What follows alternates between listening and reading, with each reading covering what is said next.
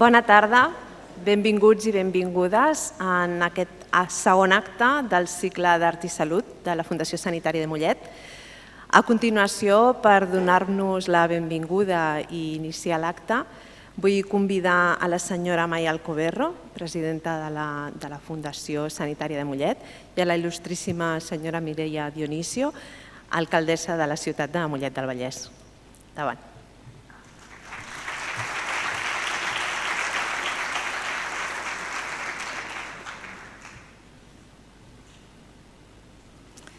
Alcaldessa, regidores, membres del patronat, professionals, amics i amigues, molt bon vespre a tothom.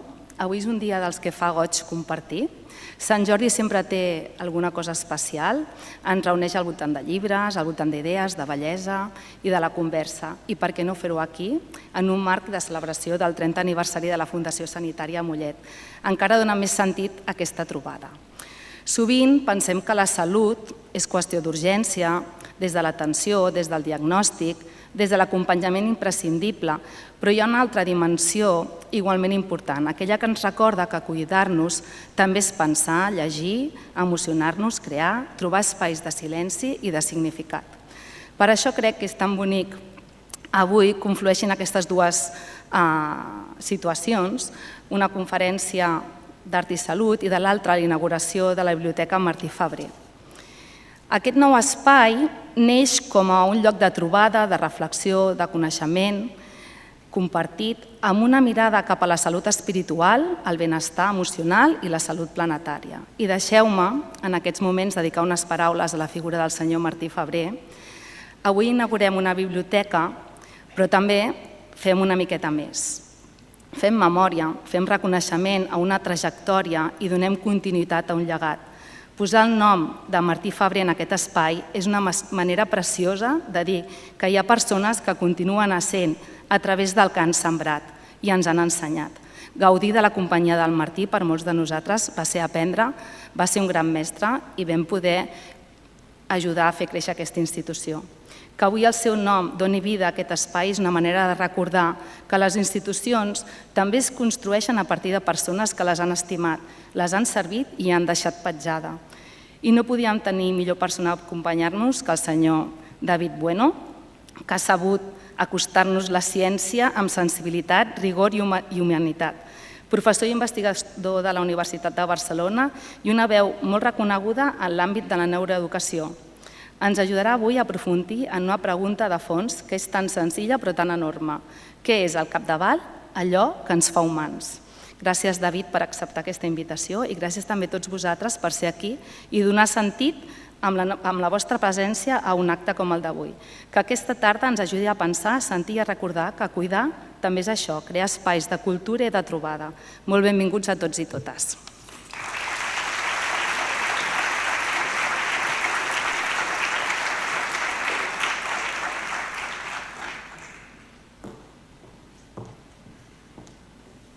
Molt bona tarda a tothom. Gràcies, presidenta, i per mi com a alcaldessa de Mollet és un honor estar avui aquesta tarda celebrant aquests 30 anys de la Fundació Sanitària Mollet i en un dia, com deia la presidenta, també molt especial perquè s'obre les portes, s'inaugura, podem dir, un nou espai cultural de la ciutat, una biblioteca, que va molt més enllà de l'obertura d'una biblioteca. Jo crec que tothom que l'hagi pogut veure, i si no segurament després podrem visitar-lo, aquest lloc és un lloc de trobada, que és molt important, un lloc de pausa també, jo crec que l'espai és idoni per parar, i també un lloc de pensament, i un lloc que jo crec que ens recorda una cosa molt important i que la Fundació Sanitària sempre va recordant, i jo crec que fa molt bé recordant això, que és que la cultura també és salut, que la literatura, que la lectura ens acompanya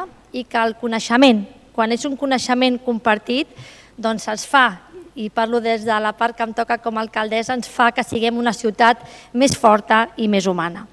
I per tant, davant d'aquest moment tan especial que estem vivint avui, que viurem ara quan visitem la nova instal·lació que té la Fundació Sanitària i també la nostra ciutat, no puc fer més que donar les gràcies. Gràcies infinites a la Fundació Sanitària Mollet pel vostre vostra feina constant i el vostre compromís. Una feina constant i el vostre compromís no només amb l'assistència a les persones, que ho feu i ho feu de manera excel·lent, sinó també per anar més enllà. És per crear aquests espais, aquests projectes que al final el que fan és connectar la cultura i el coneixement amb la salut i amb la ciutat. I això és molt important. Així que gràcies de tot cor per humanitzar les institucions sanitàries i apropar-les tant i tant a tots els veïns i veïnes, en aquest cas als veïns i veïnes de Mollet. I acabo la meva intervenció amb un tema molt important que ha fet referència la presidenta de la Fundació, i és el nom que porta la nova biblioteca de la Fundació Sanitària, també, per tant, la nova biblioteca que està a la nostra ciutat, que és la Biblioteca Martí Febrer. I això és molt important, i a mi m'honora, com a molletana, que al final des de la Fundació s'hagi escollit posar el nom de Martí Febrer a la nova biblioteca de la ciutat. El Martí Febrer, i ho ha fet referència la presidenta, va ser un molletà íntimament compromès amb la seva ciutat. Va estar compromès amb la seva gent, amb els seus veïns i veïnes, va estar compromès amb les seves entitats i va estar especialment compromès amb la salut dels molletans i les molletanes. Jo crec que no hi ha cap mena de dubte que el paper que va jugar el Martí Febrer al capdavant d'aquesta institució va ajudar i va ser un paper fonamental perquè aquesta institució creixés i es convertís en l'autèntic referent que és avui en dia. Per tant, escollir el nom de Martí Febrer jo crec que no només ha estat un encert, sinó que és un acte de reconeixement i un acte de justícia. I acabo dient que des del meu punt de vista, jo crec que segur que molts d'aquí ho compartim, aquest espai, aquest nou espai que té la Fundació Sanitària que porta el nom de Martí Febrer, fa molta justícia al llegat que el Martí ens va deixar, que moltes de les coses que vaig fer en vida i que moltes persones, molts molletans i molletanes intentem fer cadascun des del nostre lloc que ens pertoca, que és treballar per una ciutat millor, una ciutat més cohesionada, que és molt important, i una ciutat més humana. Així que gràcies de tot cor per aquest reconeixement a un molletà tan important. Gràcies.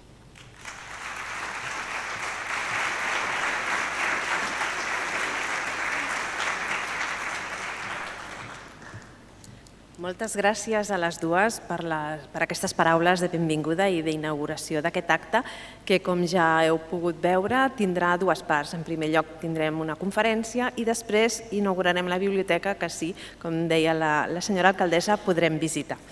Deixeu-me, doncs, presentar-vos a la persona que farà la conferència anomenada L'art de ser humans, com les arts contribueixen a modelar-nos. Es tracta del doctor David Bueno, que és doctor en Biologia, fundador de la Càtedra de Neuroeducació UB EduFirst i professor i investigador de la secció de Genètica Biomèdica, Evolutiva i del Desenvolupament de la Universitat de Barcelona. I afegir que recentment ha estat nomenat delegat del rector en temes de divulgació. Per tant, moltes gràcies per donar-nos l'oportunitat de sentir-lo i endavant. Dono pas al doctor Bueno. Benvingut.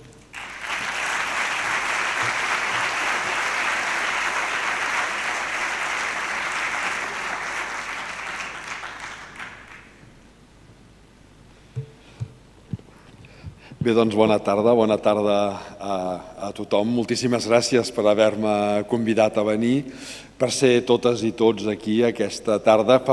Sempre fa impressió quan veus els auditoris plens, però quan els veus plens fins dalt de tot encara fa molta més impressió. I sobretot em fa molta il·lusió de ser aquí per dos motius. El primer és perquè m'han dit que sou persones de tot arreu, de l'àmbit sanitari, alguns, lògicament, perquè treballeu aquí, ciutadans de Mollet, i estudiants també dels graus que feu aquí a les escoles PIES. Qui sou els estudiants? Doncs una salutació especial per vosaltres, perquè jo també soc exalumne de les escoles PIES. No de les de Mollet, d'unes de Barcelona, de les del carrer Balmes, però sempre fa il·lusió quan et trobes col·legues que ens separen més de 40 anys d'edat segurament, però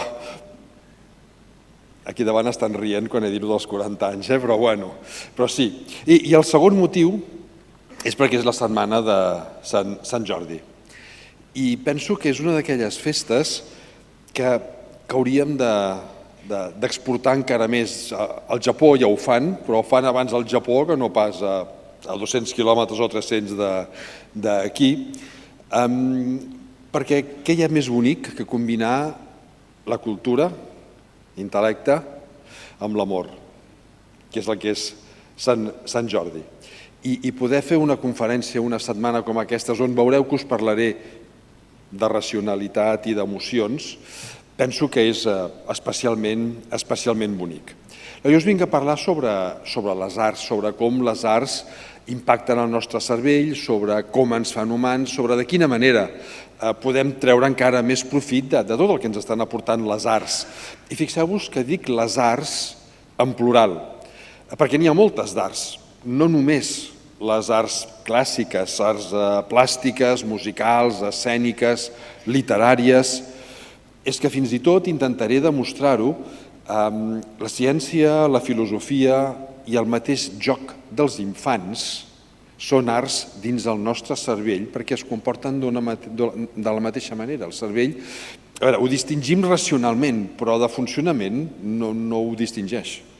I per tant, viure a través de totes aquestes arts, no cal totes alhora, no acabaríem, però aprofitar totes aquestes arts el que està fent és enriquint el nostre cervell i enriquint també la manera que tenim de viure, de percebre'ns a nosaltres mateixos, de relacionar-nos amb el nostre entorn.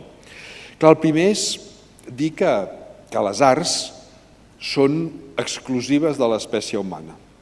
Som l'única espècie biològica, jo soc biòleg de formació, per tant parlo d'espècie biològica quan dic persones, però som l'única espècie biològica capaç de generar arts, gaudir de les arts i utilitzar les arts per adquirir i transmetre coneixements. I això és el que ens fa humans, ens hem autonomenat com a espècie biològica Homo sapiens, que vol dir les persones que saben o que poden adquirir coneixements, i això és cert, però no som l'única espècie biològica que sap coses i que pot adquirir coneixements.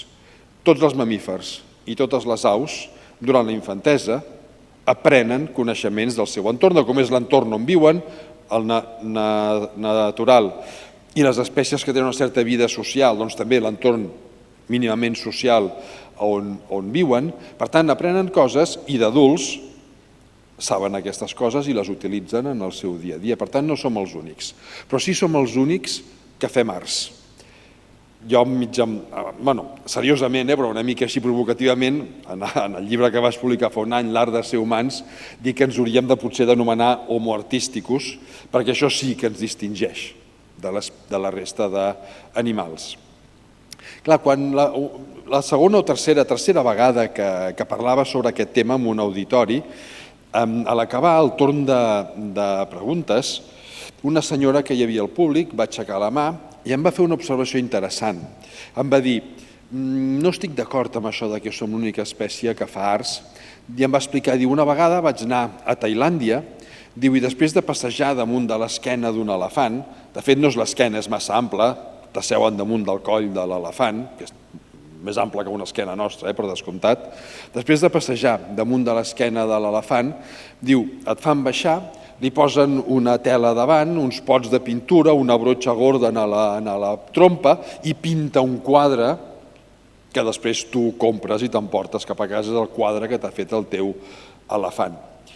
Jo li deia, per mi això no és art, perquè per ser art cal que hi hagi un propòsit darrere. Què vull comunicar, o què vull assajar, o què vull gaudir, o què vull criticar a través de l'art. L'art, les arts, no han de ser només motiu de gaudi, per descomptat que també són motius de crítica. Es pot fer crítica social molt potent a través de les arts, a través d'un dibuix. Penseu en Bansky, a través de la música. Les cançons protesta, i no tant protesta. A mi que, ara potser, no sé, us en portareu una mala imatge de mi, però a mi que m'agrada sobretot el heavy metal, hi ha lletres que no volen un duro, però hi ha lletres molt potents, d'una crítica social molt àcida i molt penetrant respecte al moment en què van ser escrites i que continuen sent vàlides ara. Per tant, hi ha un propòsit darrere, i l'elefant no en té cap de propòsit. Bé, en té un, que és que després li donen plàtans, Però vull dir, no és un propòsit per comunicar res a través d'aquell art suposat que està fent. I aquest propòsit és vital per les persones. Som una espècie, torno a parlar d'espècie, ja em perdonareu, una espècie amb propòsit, tenim un propòsit. I això és un dels temes, de fet, que estic treballant, encara no el tinc publicat gaire, però ja ho vaig avançant, que penso que és molt important. Mireu, vivim en una societat on se'ns ha fet creure, o ens hem volgut creure, que hem de ser feliços sempre. I si no ets feliç, és que ets un desgraciat. I ser feliç normalment vol dir consumir. Fas feliç amb un altre, el que s'enriqueix amb allò que tu consumeixes. No sé si el fas feliç o no, és igual. Però a nivell neurològic, a nivell de funcionament del cervell, confonem felicitat amb benestar. I penso que aquesta és una distinció important i que les arts ens poden ajudar a entendre-ho. A nivell de funcionament del cervell, la felicitat és un pic molt intens, però no l'hem de menysprear, vull dir, quan arriba, benvinguda sigui, no l'hem d'anar a buscar expressament, ja ve de tant en tant, és un pic molt intens i és tan intens que és efímer i té data de caducitat. A nivell cerebral, la felicitat es vincula a un neurotransmissor. Són les molècules que uneixen les neurones entre si perquè s'enviïn missatges. Tenim més de 60 neurotransmissors diferents. La majoria encara no sabem massa bé què fan, perquè són molt minoritaris, però n'hi ha una dotzena que tenim molt clar què fan. Doncs el neurotransmissor vinculat a la felicitat és la dopamina, que està vinculat a això, a eufòria, a molta intensitat. És un neurotransmissor tan intens que acaba saturant els receptors del cervell. Imagineu-vos la situació. Hi ha unes neurones que fan aquest neurotransmissor, la dopamina, d'altres que el reben amb un receptor, com una antena.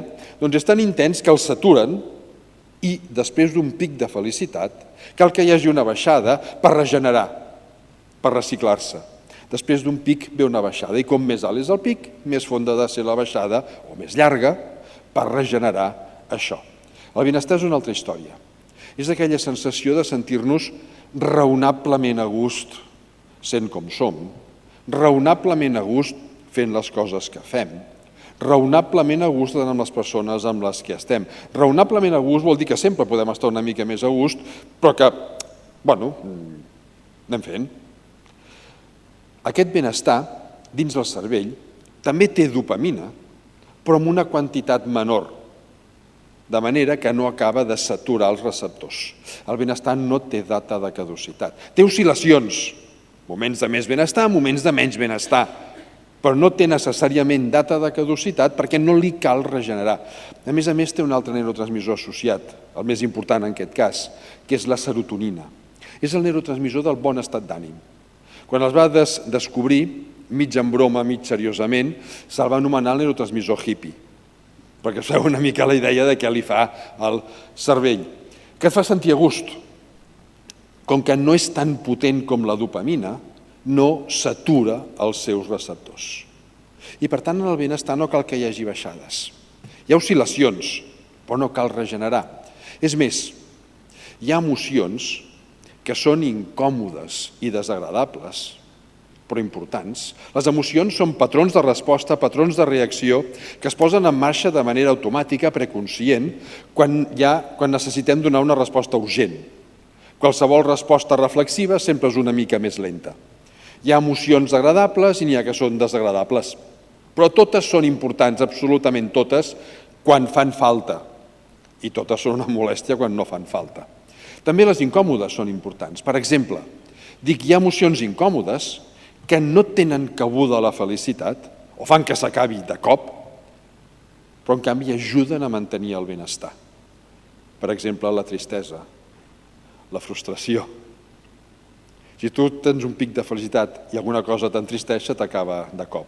Quan tens benestar, com que no estàs tampoc tan amunt, què t'indica la tristesa? Que algun aspecte de la teva relació humana no acaba de funcionar prou bé. I com que no tens una baixada tan fonda, t'estimula a recuperar. Què està passant? O la frustració, alguna cosa no m'ha anat bé, doncs queda fet, no caus tan avall, per tant, recuperes, tens oscil·lacions, però recuperes. Però hem de fer un pas més, i aquí és on encaixa amb les arts. És una paraula que en anglès és ambigua, però en català no. És fer el pas del benestar cap al ben ser. És una paraula que s'ha utilitzat darrerament en contextos filosòfics, jo els hi he robat, els hi he manllevat d'alguns filòsofs. La primera vegada que em vaig sentir parlar ja fa força temps va ser una filòsofa, una companya de l'UB, la Begoña Román, no sé si la coneixeu, és una persona absolutament fantàstica, i ella em parlava i dic, ostres, és que m'acabes de donar una idea de recerca.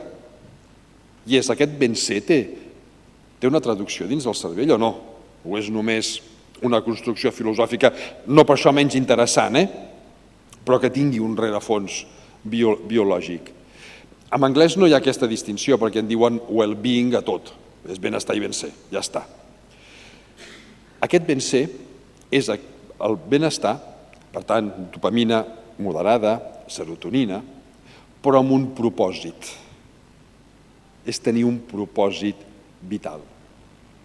I aquest ben ser, dins del cervell, no només té una mica de dopamina i serotonina, sinó també oxitocina i vasopressina, que són les neurohormones implicades en socialització, en sentir-te no només a gust amb tu mateix, sinó integrat en el teu entorn, partícip d'aquest entorn, i per tant per tenir un propòsit que no és només individual, que ja està bé, lògicament, sinó que també és un propòsit social.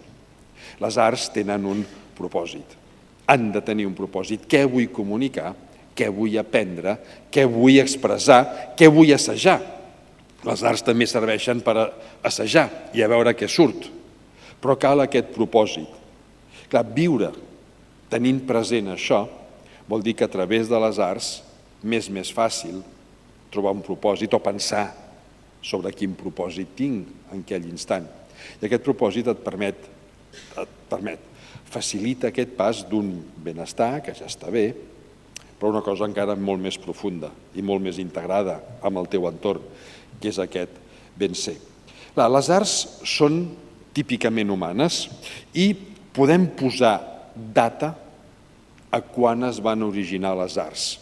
Clar, data no és el 20 d'abril del 32.524 abans de la nostra era, no és una data tan precisa, però sí sabem que van aparèixer més o menys simultàniament fa uns 80.000 anys, coincidint amb un canvi importantíssim de la nostra anatomia. Sabeu què va canviar fa uns 80.000 anys? No va ser el cervell. També va canviar, però no és el més important per això. Va ser el nostre coll.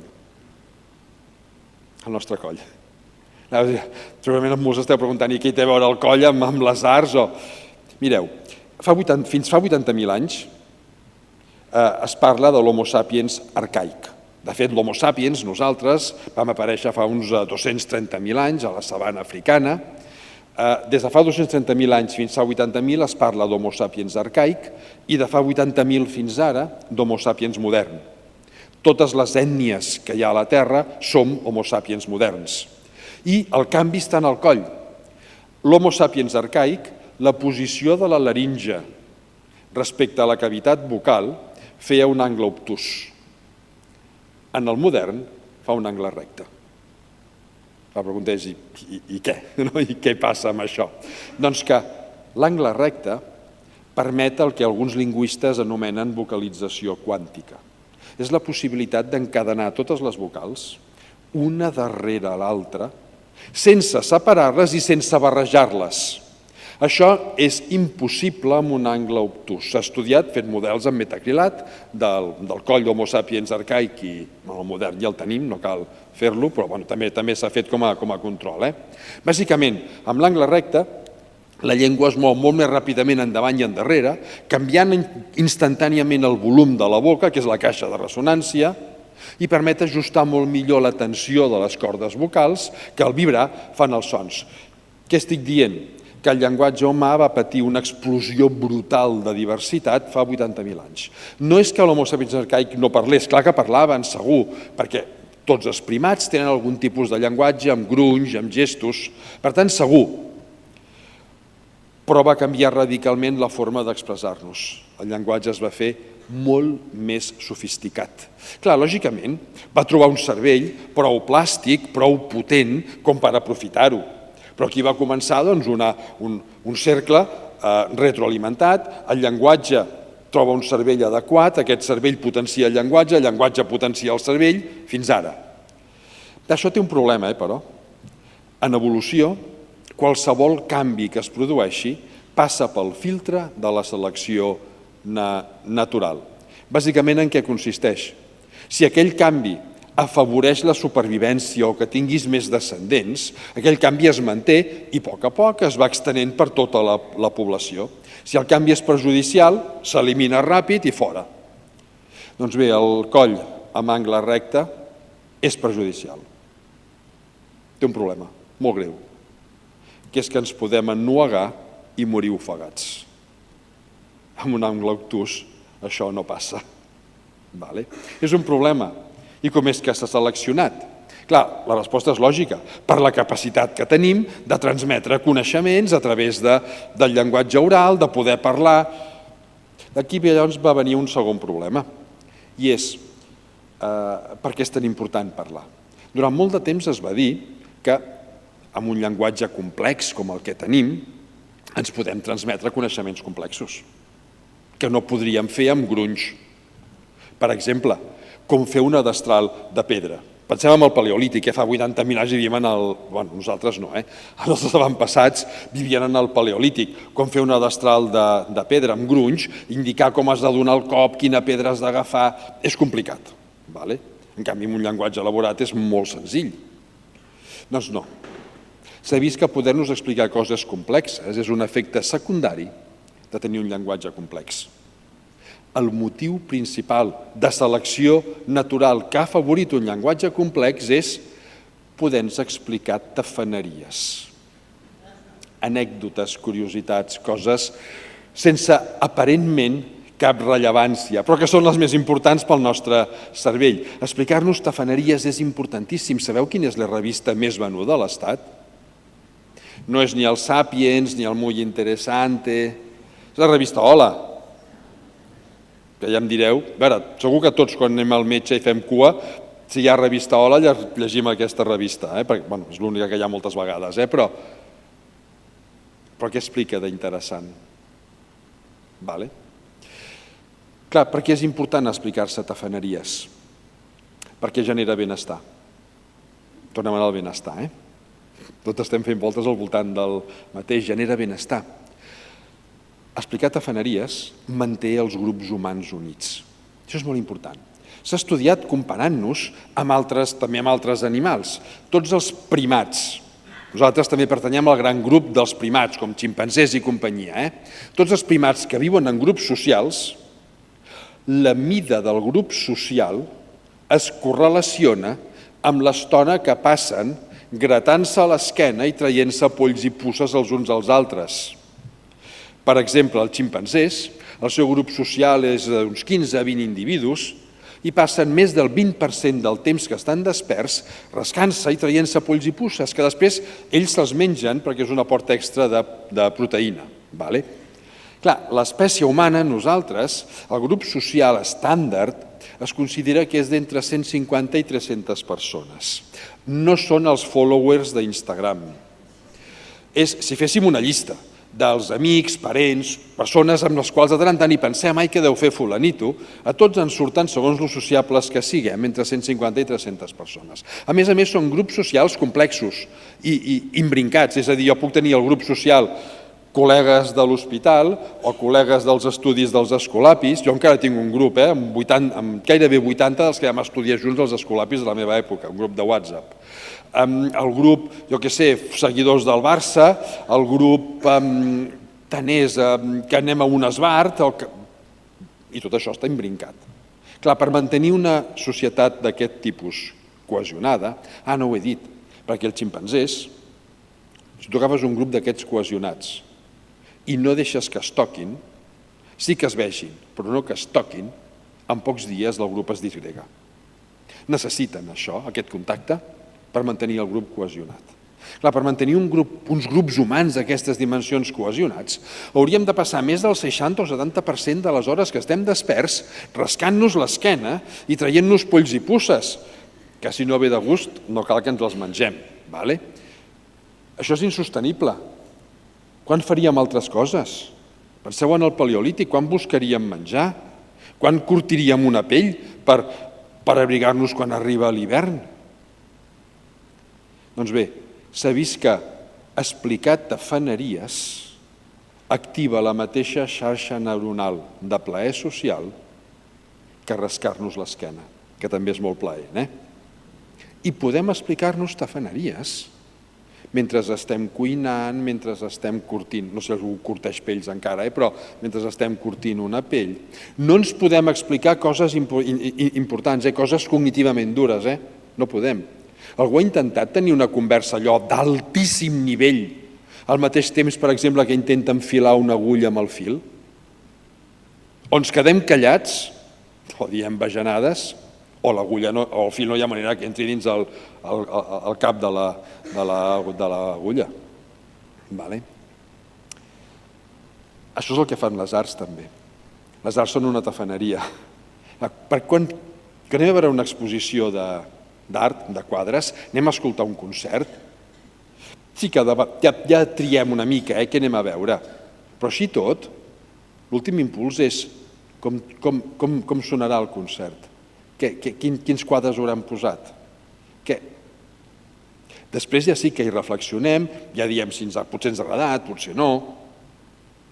Però això és el que ens mou de les arts, que en el fons és com el llenguatge, és tafaner. També serveix per moltes coses profundes, intel·lectualment molt potents. Però l'origen és aquest, i és la socialització, i és aquesta capacitat de sentir benestar. I totes les arts van néixer més o menys coetàniament amb això. Aquest canvi en el coll es va produir fa uns 80.000 anys, però les pintures rupestres més antigues que s'han trobat tenen 67.000 anys. Em direu, em falten 13.000. No tot ha d'aparèixer al mateix moment, i després que estaven en coves, en parets, en baumes, que lògicament es van fent malbé amb el pas dels anys, és aproximadament coetani.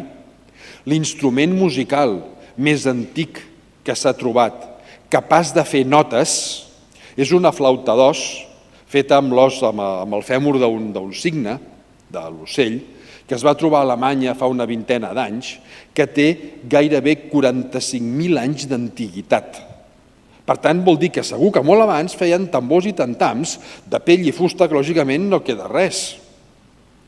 Algunes de les pintures rupestres més antigues mostren escenes de dansa. Vol dir que les arts escèniques, que no fossilitzen, estaven allà presents, sinó que havien de pintar allà uns ballarins i unes ballarines. La ciència, com a tal, reflectida a través de la tècnica, va començar a tenir una explosió brutal també en aquella època. Primer amb les eines de pedra que feien servir, que es van especialitzar, es van sofisticar, es van refinar extraordinàriament a partir de fa 80.000 anys cap aquí, no abans, eren molt més bàsiques. I la filosofia igual. Les primeres mostres d'enterraments humans amb un simbolisme transcendent són d'aquella època. I això és l'origen de la filosofia. La filosofia és el que ens permet transcendir la immediatesa d'ara. Alguna cosa va canviar, va ser el coll, que va trobar un cervell prou potent. Clar, tot això és típicament humà, però és que, a més, ho fem per instint. No cal ensenyar a fer arts. Els infants fan arts per instint, el que cal és reconduir-ho, per potenciar-ho, però sobretot no mutilar-ho. Perquè si no després arribem d'adults i no, jo és que no sé dibuixar. Ui, la música, jo desafino. Bueno, potser sí que desafines, però igualment pots cantar. I tu passaràs igual de bé, o millor. No, tal qual. Un infant que tingui prou força, li deixes un llapis i una superfície i començarà a fer gargots. Clar, potser no entendrem què està representant perquè no domina el traç, simplement potser només està assajant, però és una expressió artística, està comunicant alguna cosa o està representant allò que pensa, allò que sent, o simplement està assajant què pot sortir de la seva mà. Li deixem un sonall i assajarà ritmes, assajarà... El joc dels infants són les escèniques pures. Imiten el que estan veient, una caixa de cartró pot ser un bressol, pot ser un cotxe, pot ser qualsevol altra cosa. Què tenen en comú? I la ciència i la filosofia igual, no ho explico, però hi ha experiments que demostren que abans d'aprendre a parlar, els infants ja utilitzen el mètode científic, tal com el fem servir els adults després. Clar, no fan servir paraulotes, no fan servir paraules com hipòtesi, variable depenent, però el fan servir d'aquesta manera. I també fan alguns raonaments filosòfics abans d'aprendre a parlar. Per exemple, el sil·logisme disjuntiu. Si jo tinc dues coses, sé que dos objectes, dues situacions, sé que una és certa i l'altra no, i no puc demostrar quina és la certa, en tinc prou demostrant quina no és certa, perquè per exclusió la que em quedi sigui la correcta. Doncs hi ha un experiment fet amb titelles, no entro en detalls, que demostra que ja fan aquest tipus de raonament abans d'aprendre a parlar. I tot just quan comencen a parlar, cap a l'any i mig, ja fan raonaments ètics. Aquest experiment és molt divertit. Aquest sí que us l'explico, ja ho sento. És molt divertit. Se'ls ensenya en una pantalla on hi ha una rampa, un cercle que està pujant per la rampa. Aleshores apareix un quadrat i li bloqueja el pas i no el deixa pujar. Al cap d'una estona el quadrat marxa, apareix un triangle per sota i ajuda el cercle a acabar de pujar fins dalt. Després d'això, se'ls posa a jugar en un lloc i se'ls deixa triar entre un peluig, que és un cercle, un quadrat o un triangle. Quin peluig creieu que agafen? El quadrat? No, el triangle, el que ajuda. Això ja és un primer discerniment ètic. Després potser la societat ens ho fa canviar, ens fa canviar els valors, però aquesta ètica és innata. De què es tracta? D'encarrilar-ho bé, d'afavorir-ho, de potenciar-ho, i se senten a gust, perquè estan jugant. Us deia, el joc també és un art. Què tenen en comú totes aquestes arts? 3 elements que són clau per l'espècie humana, per la nostra supervivència i pel nostre benestar. El primer, totes les arts són o poden ser creatives.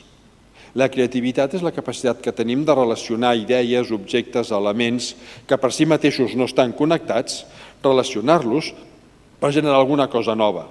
Clar, si jo pinto 50 vegades la Mona Lisa exactament igual, això no és creatiu.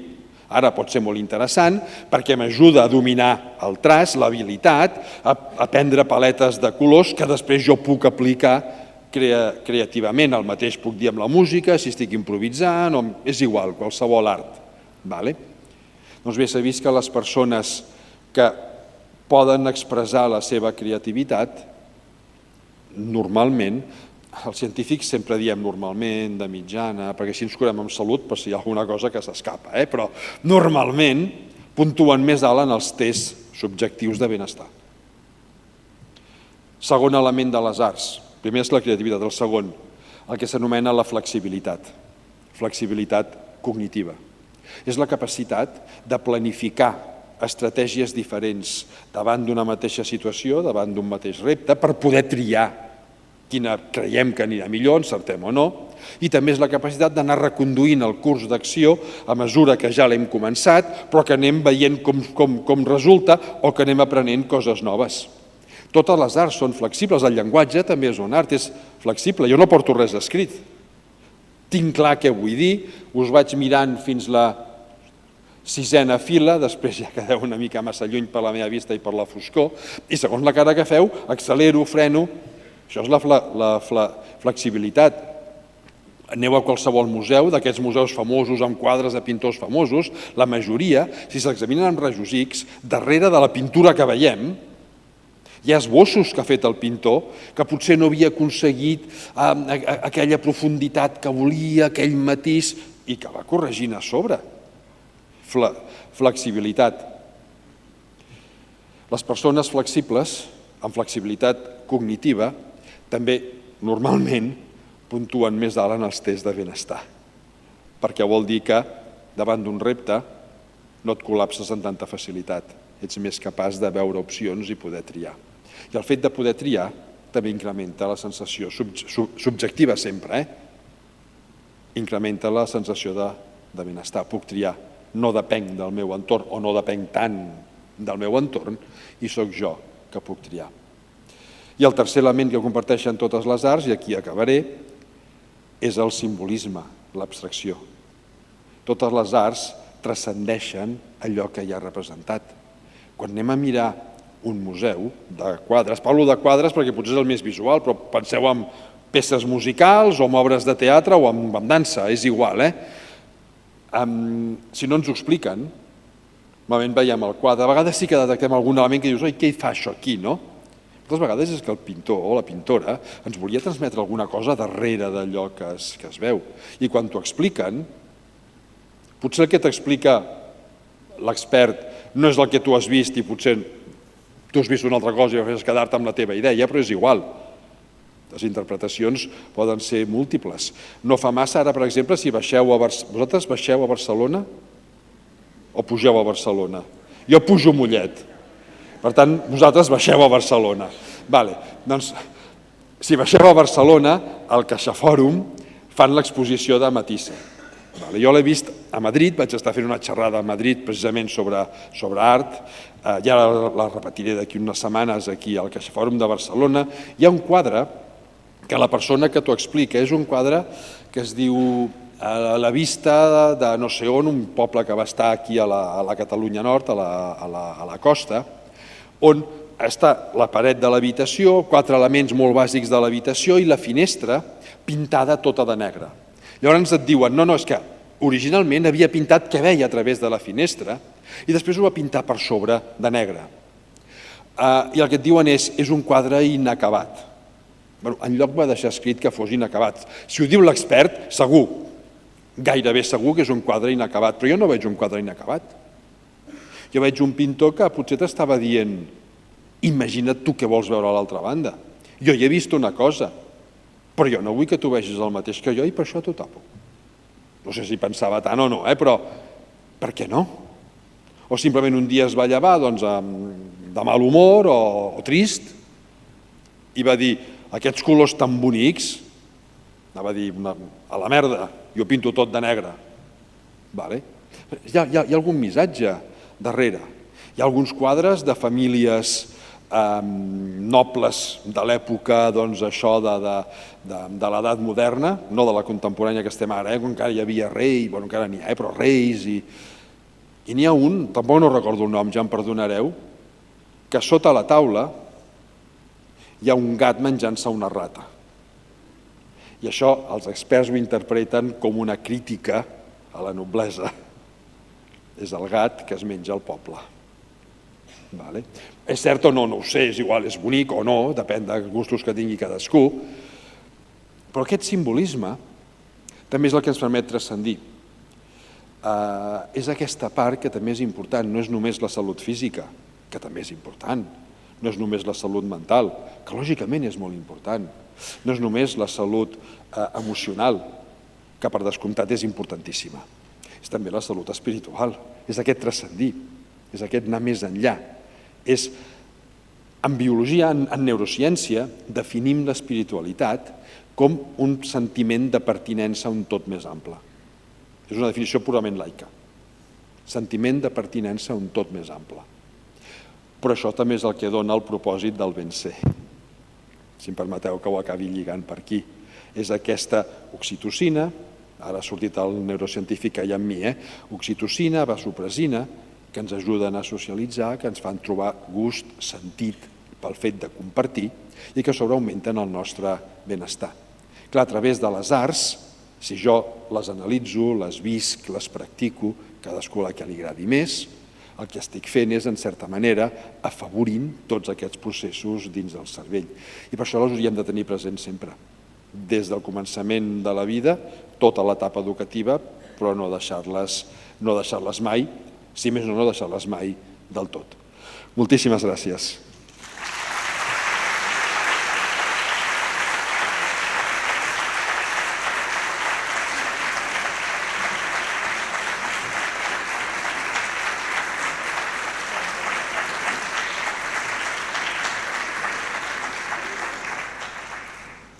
fer, moltíssimes gràcies per aquesta conferència. Jo crec que ens ha fet reflexionar sobre molts aspectes i trobo que ha sigut molt interessant.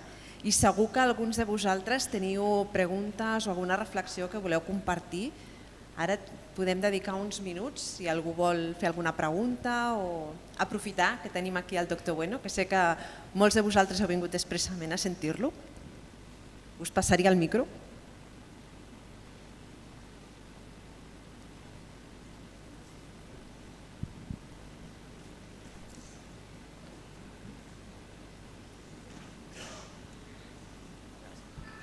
Ho faré molt malament perquè no l'he organitzat, la pregunta, però vamos allà. Parlaves del tema de les arts. Jo faig servir les arts per ensenyar, a més, acompanyament emocional i el coneixement de les emocions en una etapa molt adolescent. Quan vaig començar tenia cabells, no us dic més. Llavors, també he vist com un lligam amb la paraula jugar i m'agradaria llançar-te aquesta història perquè sí que és veritat que jo soc molt conscient que, per exemple, tocar la guitarra en molts idiomes és play guitar o actuar com a actor és to play o jouer en francès, però no sé si llançant això pots aprofitar per lligar-m'ho o per donar-me una mica de llum sobre aquesta similitud que m'ha sorgit escoltant-te. Sí. Bueno, has dit que la teva pregunta no estava organitzada, la meva exposició tampoc no ho estava, o sigui que ara estem empatats ja. No, una mica sí que ho estava, però no tenia res escrit, això no. Jugar també és un art. És creatiu. Clar, el joc lliure, el joc espontani, lògicament el joc guiat ja et perd molts elements de creativitat. Hi ha un treball que es va publicar fa poques setmanes, 2 o 3 només, el temps passa molt ràpid, potser fa 4 o 5 ja, és igual, on es demostra que quan els adults intervenim en el joc dels infants, per guiar-los, per dir això no es fa així, això es fa així, la diversió s'acaba de cop. O sigui que els hem de deixar jugar lliurement. És creatiu, és flexible, es van adaptant i readaptant, tant si juguen sols com si juguen amb colla, i sempre hi ha un simbolisme darrere, la caixa de cartró pot ser qualsevol cosa. Jugar, però, és més enllà d'això, és una actitud vital. Clar, jugar pel cervell és poder repetir una cosa tantes vegades com faci falta, encara que ens equivoquem, de maneres lleugerament diferents cada vegada per adquirir un coneixement nou. Clar, la pregunta és on està la diversió aquí? Doncs resulta que, com que aprendre és important per l'espècie humana, a veure, com a espècie humana, ja em permetreu, som uns animals molt nyiclis, perdoneu-me, Vull dir, no tenim urpes per esgarrapar ni ullals per mossegar. Si haguéssim de caçar un conill corrent, encara estaríem corrent que el conill encara estaria rient, perquè no el podríem atrapar. La nostra principal estratègia de supervivència és aprendre. Aprendre com fer una trampa, aprendre com enganyar el conill, aprendre com protegir-nos d'un lleó, en grup, per exemple. Com que aprendre és tan important, quan aprenem alguna cosa nova, el cervell ens ho gratifica amb sensacions de recompensa, de benestar. És la diversió associada al joc. Per tant, juguem per aprendre i el cervell ens ho recompensa, és la diversió que ens estimula a tornar a jugar per tornar a aprendre. Això els infants ho saben molt bé, perquè és instintiu, i juguen per això. Juguen amb l'entorn per aprendre com és l'entorn, juguen entre ells per aprendre a socialitzar amb els seus iguals, juguen amb els progenitors per aprendre a socialitzar amb els... Juguen. Clar, després està mal vist, no, tu ets adult, no juguis. Home, jugar és molt divertit a qualsevol edat, Però és aquest concepte de jugar el que hauríem de portar dins. Jugar és assajar per aprendre i em sentiria a gust quan ho hagi après. I aquí moltes vegades som els adults els que ho perjudiquem. Quan generem una cultura que penalitza l'error. Clar, si penalitzes l'error, què estàs dient? No, tu has assajat, has jugat, has assajat, t'has equivocat, penalitzat. L'error és font d'aprenentatge, però si el penalitzo s'acaba la diversió de cop i després ens queixem que no vulguin continuar aprenent. Una tercera part dels alumnes que comencen primer de l'ESO ja no tenen cap mena de ganes de continuar aprenent coses a la seva vida. És molt trist, molt trist. Clar, després els hi diem, no, l'error és font d'aprenentatge, pot estar equivocat, et poso un 0. Perdó? On m'he perdut? Pel camí?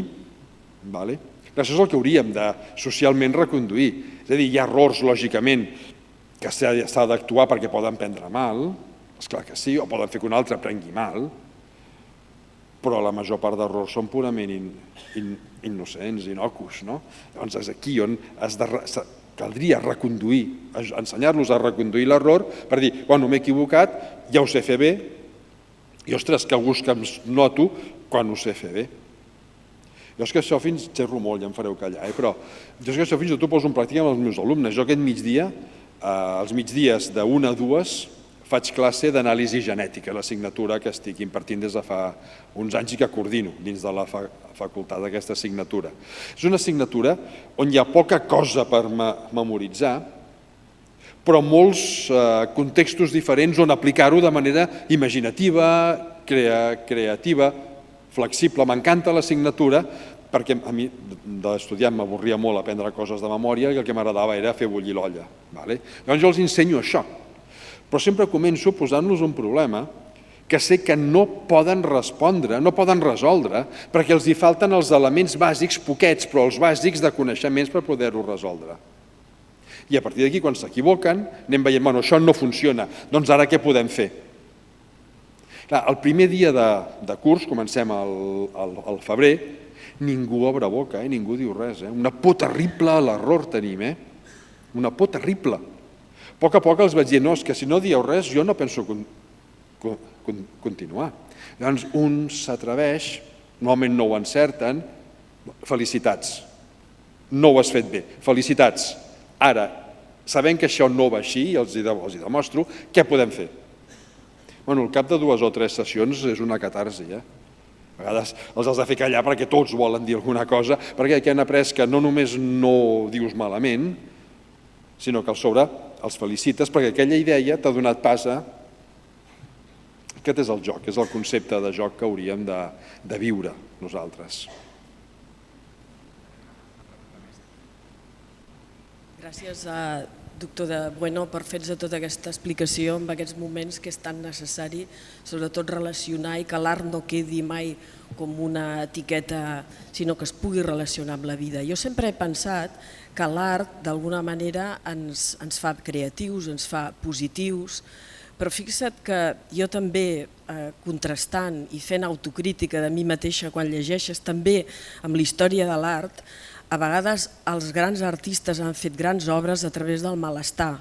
Per exemple, el Picasso, quan va fer el Guernica, influït per Dora Maar, va crear tota aquesta obra que representa aquell poble que estava patint, que s'estava cremant i que els estaven bombardejant, amb Munch, a través d'un malestar interior, amb Van Gogh. Tants artistes que ens fan reflexionar, o la mateixa obra de Goya. No és la mateixa obra de Goya que treballa per encàrrec per la realesa que quan en Goya representa tots els desastres de la guerra que no els podia ensenyar, els tenia que amagar. I que a l'Escola de San Fernando a Madrid hi ha una exposició interessantíssima. O sigui que l'artista també crea a través de la tristesa, de sentir-te frustrat i de també mostrar aquesta lletjor. O sigui que l'art, sí, a través del benestar, però aquesta gent estaven patint quan van mostrar tot això, no creus? Se'm sent, sí. Totalment d'acord. És el que deia, que l'art no només ha de ser gaudi, també pot i ha de ser moments de malestar, és una manera de transmetre un malestar. La cosa és, després que Picasso pintés el Guernica, com es va sentir? No ho sé, podem especular el que vulguem, però segurament es va sentir alleugerit, havia acabat la seva obra d'una denúncia d'una situació terrible. Quan Goya va pintar els afusellaments de no sé què de maig, no recordo la data, ho sento, segurament va quedar tranquil després, si més no una estoneta. Van Gogh pintava perquè era una manera de treure de sobre els seus dimonis, entre cometes, tots aquells pensaments obsessius que el tormentaven. Clar. Hi ha qui diu, o hi ha alguns estudis que intenten demostrar una certa relació entre diguem, per entendre's, entre trastorns mentals i creativitat, però tampoc no hi ha una relació clara. Si tu vols demostrar una cosa i agafes els exemples que t'interessen, segur que et quadra, però si ho agafes en general, normalment no quadra. També pot ser que una persona amb un pensament divergent, que és la base de la creativitat, en moltes èpoques històriques ho tingui més magre per integrar-se a la societat perquè rep. Pensem en, no sé, ara no em surt el nom. Aquest matí n'estava parlant, però això m'ha sortit ara i ara m'he quedat sense el nom. El de que la Terra es mou. Galileu, gràcies, no sé per què estava bloquejat jo ara. Una persona amb un pensament divergent seguríssim. Se li va acudir que si per demostrar que la Terra està quieta i els astres i el Sol es mou has de començar a fotre unes òrbites raríssimes i resulta que si és la Terra la que es mou, les òrbites totes queden perfectament endreçadetes i tampoc no ho va passar gaire bé. Clar, és la ment divergent la que genera malestar o és l'entorn que generem malestar a les ments divergents? Jo ja a vegades començo xerrades, avui perquè hem quedat amb 40 minuts, una cosa així, i més o menys m'he ajustat amb el temps, no? Però a vegades xerrades més llargues. Vaig fer una a la Fundació Princesa de Girona fa 2 setmanes a Sevilla, on començo dient a la gent: imagineu-vos un paisatge ben acolorit, que us agradi molt. Els faig tancar els ulls, que s'imaginin un paisatge ben acolorit. Quan se l'han imaginat, dic, bueno, obriu els ulls, llavors els explico que de fet les persones veiem només 3 colors primaris, vermell, groc i blau. Són els 3 fotoreceptors que tenim a la retina, la resta de colors se'ls inventa el cervell. No és que se'ls inventi, el que fa és combinar l'activació d'aquests 3 amb diferents intensitats i genera tot l'espectre de l'arc de Sant Martí. Llavors dic, bueno, nosaltres tenim 3 colors primaris, però els monos caputxins, la seva retina només veu 2 colors primaris, groc i blau. No veuen el vermell com a color primari, però no vol dir que siguin cecs al vermell. Com s'imagina el vermell un mono caputxí? Doncs dic, bueno, tanqueu els ulls, imagineu-vos el mateix paisatge sent monos caputxins. És a dir, el vermell us imagineu, us l'inventeu, que és molt difícil. Quan estem, ara penso, com a docent, moltes vegades faig conferències, doncs això, a docents. Tenim alumnes, ara en diem neurodivergents, no sé massa bé què vol dir, perquè ho fem per oposició al neurotípic, que encara sé menys què vol dir, perquè no té un all, té una ceba, però bueno, com podem entendre com estan percebent el món? I si l'entorn penalitza aquesta visió diferent del món, que és la que ells veuen, perquè no tenen cap altra manera de veure'l que d'aquella manera, si ho penalitza, doncs bé no vius. A no ser que aprenguis a gestionar tots aquests estats emocionals incòmodes. I encara faig un pas més. Llavors dic, bueno, doncs resulta que hi ha unes gambes, s'anomenen gambes mantis, que els seus fotoreceptors veuen 15 colors primaris diferents. Molts d'ells a la gamma de l'infraroig, que nosaltres en som cecs, o la de l'ultravioleta, que també en som cecs. Ara imagineu-vos el paisatge aquest com si fóssiu gambes mantis. Si el del mono caputxí ja costa, aquest és impossible. Van Gogh, Galileu, probablement veien el món, no dic metafòricament parlant, amb 15 colors primaris diferents. Com els podem entendre? Ho veuran diferent. I com ho expressaran? Són les grans obres d'art, perquè ja pensen diferent. I això vol dir que si l'entorn que troben no és acollidor, doncs molt a gust no viuran. Hi ha moltes relacions, però es fa difícil dir què és primer, si l'ou o la gallina. Que és primer el malestar o és primer l'entorn o el pensament divergent, que és el primer que desencadena tot això. Però sí, molts pintors o músics també. Jo un dels músics que honestament escolto més sovint és el Lemmy Kilmister de Motorhead, que anava sempre borratxo i drogat. Vull dir que alguna cosa tenia que no acceptava. En canvi, les seves cançons són d'una crítica àcida brutal. Escolteu-lo, busqueu la traducció, costa entendre'l, perquè canta molt ronc. Busqueu les traduccions, estan totes a YouTube. Clar. Però en canvi, l'encertava en moltíssimes coses de crítica social.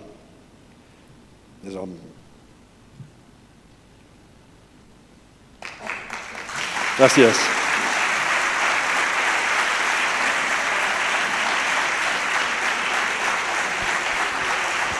Molt bé. Doncs moltíssimes gràcies, de debò. Crec que ens ha deixat moltes preguntes i ha estat un plaer sentir-los, de debò. Moltes gràcies. Gràcies.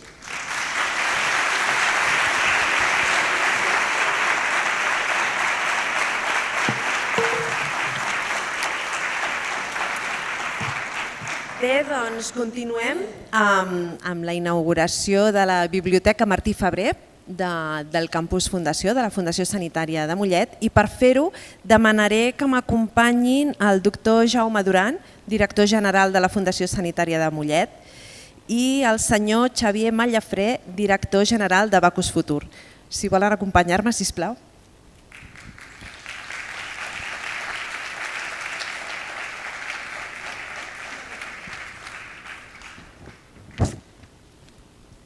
I jo mateixa, directora de docència de la Fundació Sanitària de Mollet, us presentarem el projecte.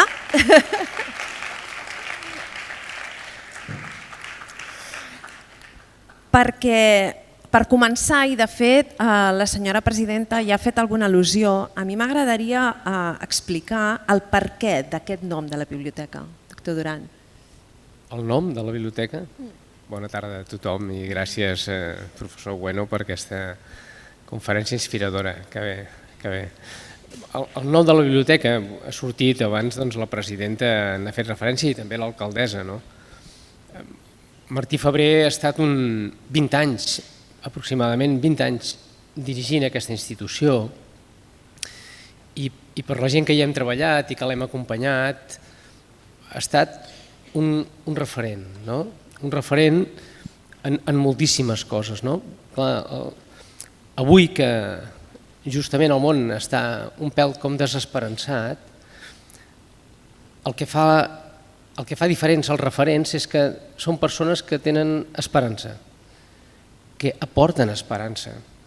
I aquesta és una institució que havia vingut de moments complicats, complexes, però jo el recordo sempre, i així el recorden també ells, era una persona amb esperança, un gran treballador, una persona que servia, que no manava mai, era una persona que servia, que ell ser president de la Fundació ho va fer servir per servir millor, per comprometre's amb la seva ciutat, per intentar arreglar les coses, igual que ho feia també amb el banc d'aliments, ho feia també a la parròquia, ho feia, els que l'heu conegut ja coneixíeu el Martí, el senyor Febrer era així. I quan es va fer la proposta d'aquest edifici va néixer al Campus Fundació, aquí on som avui, va néixer per donar resposta a una inquietud que vèiem a venir del creixement de les malalties oncològiques i l'increment d'algunes malalties cròniques i de l'increment poblacional de la institució, i que dins de l'hospital ja no hi hauria espai per atendre aquestes persones. Avui, aquests dies darrers, hem inaugurat l'Institut Oncohematològic, no? Han passat anys, era el 2016, i va ser precisament el grup de persones que acompanyaven el Martí. El Martí no anava mai sol, anava amb un equip de persones, alguns són aquí i ens acompanyen avui. Els lideratges també són compartits, són de grup. El Martí era una persona de lideratge de grup. Vam pensar que havíem d'intentar anticipar-nos esperançadament. Però és que els temps són dolents. Ja trobarem la manera. I així ho va fer, no? És veritat, ens va animar, l'equip de direcció, doncs, ens hi vam posar, vinga, picant pedra i remenant i amb esforç perquè això fos possible, per millorar Mollet, per donar un millor servei als seus ciutadans, per intentar passar deixant algunes coses millor com estaven, no? Però, i és veritat, i tenia una característica que el feia molt especial, per això Martí Febrer, i és que miraven dins i miraven fora. Tenia aquesta dualitat, probablement no seria una gamba, però tenia més de 3 colors, el Martí. I és cert que inspirava a que les coses servissin per una mica més per allò que estaven dissenyades. Per exemple, aquest auditori, és un auditori que està pensat per una funció acadèmica, però també social. Això que estem fent avui no té res a veure amb un hospital, però renoi que bé, que ens va per la salut de tots els ciutadans i dels que som avui aquí, oi? I el projecte Art i Salut ho empara. La biblioteca també. Havia de ser una biblioteca que tingués aquesta mirada, una mirada endins. Acadèmicament necessitem, tots els hospitals necessiten tenir una biblioteca on hi ha les fonts de documentació, on poder treballar els estudiants i professionals, però que també pogués servir als altres i amb aquesta vocació neix. La persona que inspirava això, en Martí, es mereix el nom d'aquesta biblioteca i ens fa contents, joiosos. El patronat ho va proposar i va semblar per unanimitat que era la persona indicada. Amb aquesta mirada endins i enfora, aquesta biblioteca pretén ser un espai compartit, obert a tota la ciutadania. Un espai no només d'estudi, sinó també de treball i també on poder passar estones llegint o simplement guarint-se de l'exterior. Després la podreu visitar, és una biblioteca que compta amb zones d'estudi i de treball, però també amb una zona on poder estar, perquè què podem trobar en aquesta biblioteca? Quins llibres? Perquè tenim llibres sobretot de l'àmbit espiritual, també tenim moltes fonts del benestar, també es complementa amb llibres de l'àmbit de la sostenibilitat i de la salut planetària, també llibres d'art, de cultura, de societat. Tenim un fons de llibres molt extens on podem consultar i que podrem augmentar el nostre coneixement. Però el projecte Biblioteca no és només aquest espai. El projecte Biblioteca també engloba el projecte La lectura cura, que és un projecte que surt de les parets d'aquest campus i que es dispersa en els diferents llocs de la institució, en altres espais dels diferents centres de la Fundació. Què ens podria explicar del projecte La lectura cura? Doncs és un projecte... Em sentiu? Sí. És un projecte que neix a Mollet com a prova pilot, que tot just avui fa les primeres passes d'aquest nadó que esperem que creixi i que es perpetuï a altres espais del territori. I bàsicament, des del punt de vista de l'editor, en aquest cas nosaltres com a Bacus Futur, el que ens interessava molt era el món sanitari o el món hospitalari està normalment molt lluny del món dels continguts, del que nosaltres estem acostumats, que és fer llibres com els magnífics que fa el David i que arriben amb la seva divulgació a molta gent, i el que volíem era primer que el català estigués present als hospitals, que fos una font d'aprenentatge per la gent que porta menys temps aquí o que en un moment determinat li pot ser útil.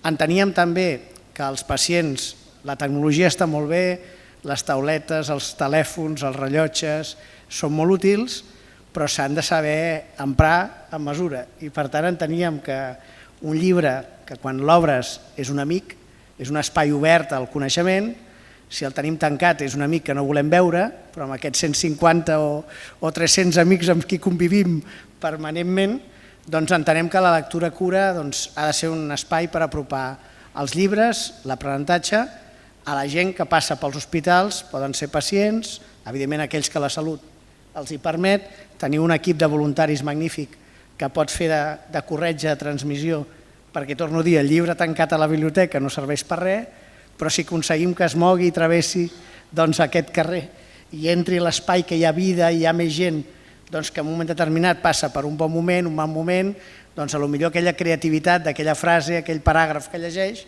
el pot ajudar a que passi un dia millor. És tan senzill com això i tan ambiciós alhora. De fet, demà a les 10 del matí obrim les portes de la biblioteca, que estarà oberta a tot el públic els matins de 10 a 1 i per les tardes de 3 a 6, gràcies a la participació dels voluntaris. És un fet que s'ha de posar en valor i que dona de la mà dels valors institucionals i que volem agrair també a tots els voluntaris per la seva implicació. Sí, de fet, a mi m'agradaria molt aprofitar per agrair-los. Els voluntaris, tenim un gruix de voluntaris, persones que cedeixen el seu temps, la seva vocació i fan feines d'aquestes anònimes que són les que posen rostre a les cares. I que bonic, perquè acompanyen alguns malalts que estan sols, fins i tot els llegeixen algun llibre, els porten a casa, donen conversa, i ens ajuden, per exemple, per identificar la senyalètica, consultes externes, i quan se'ls va proposar la proposta aquesta de dir hi ha això, com ho veieu?